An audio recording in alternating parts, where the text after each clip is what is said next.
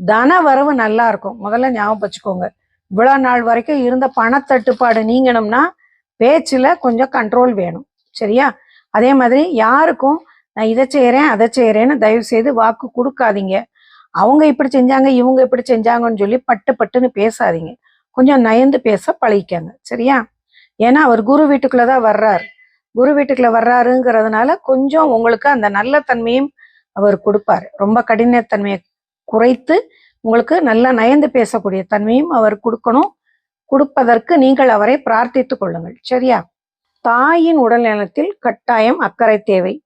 அதே மாதிரி வீடு வண்டி வாகனம் இது சம்பந்தமான மராமத்து செய்யக்கூடிய வேலைகள் உங்களுக்கு வரலாம்.